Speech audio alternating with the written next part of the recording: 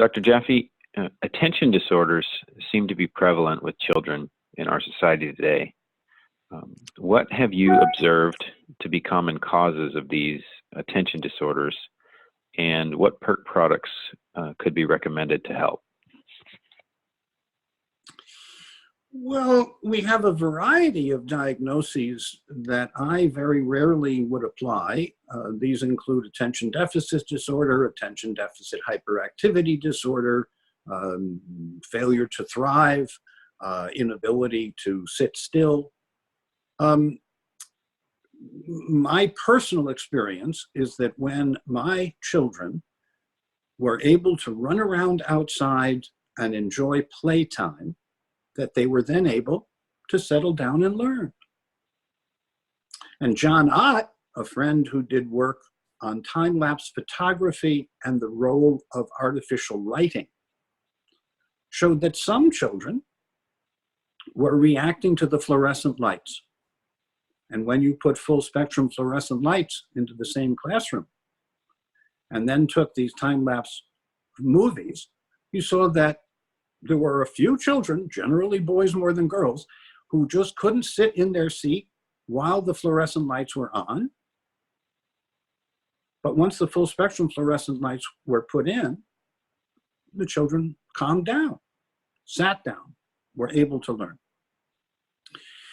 It was not our children, but several of our children's classmates seemed to be reacting to the fluorescent lights.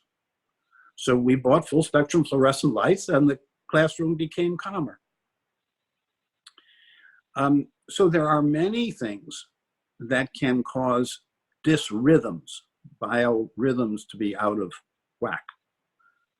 Anything artificial has the potential actually to cause your biorhythms to be off.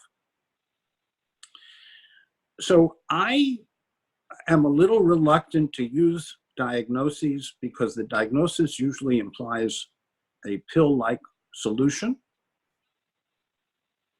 And while I am very confident that children who are more physically active and have less time in front of a screen, like a computer, a television, or a phone,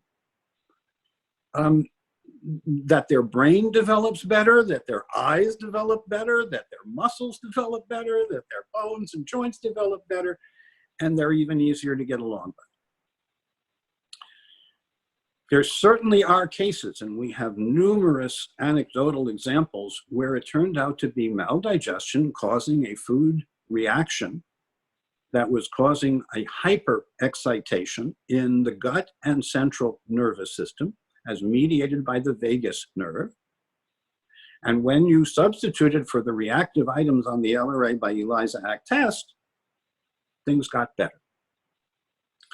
So while there are external stimuli like artificial lighting, there are also things you can measure through our LRA by ELISA-ACT tests and apply the program and go by results.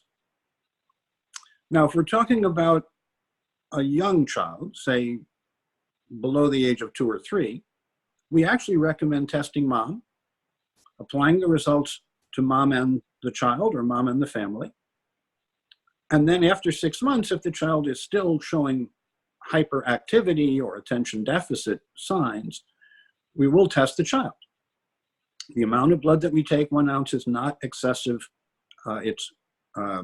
It's within the NIH guidelines, it's within the WHO guidelines. It seems like a lot, but it's really a very tiny fraction of the total blood volume. We're drawing generally 1% to 2% even on a small child. So we want to apply the LRA by ELISA-ACT tests and plans to families that have children with these challenges. And notice, as I've said that, I've given a path to a solution without differentiating which of the variant diagnoses might apply more to that individual.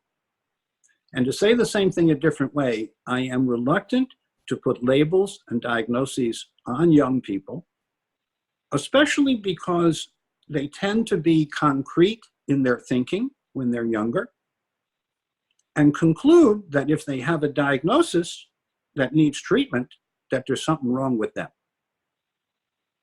And I think one of the things I've done for some young adults over the years is to remove that burden from them so that they know that it wasn't them, they were not defective. They actually might just have had what in Yiddish, in German, is called Spilkes. Spilkes literally means sitting on tacks. And Sid Baker, who's a colleague, gives a wonderful talk about the fact that if you're sitting on 4 tacks, one of which has to do with your diet, one of which has to do with your environment, one of which has to do with your relationship, and the other of which has to do with your attitude, and you remove 3 of the 4, you're still sitting on 1 more tack. So you want to remove the obstacles to recovery, and then you want the young person to thrive. And I believe that you can do that effectively without a diagnosis. And since I am in some circles considered a diagnostician, I think it is important to hear the secondary message that just applying a label that might imply that you're not well or whole, in my opinion, is stressful for the family as well as for the young person. And I will end by saying that with my own children, we had all sorts of challenges that we turned into opportunities, and they've come out just fine. They've survived their parents without diagnosis.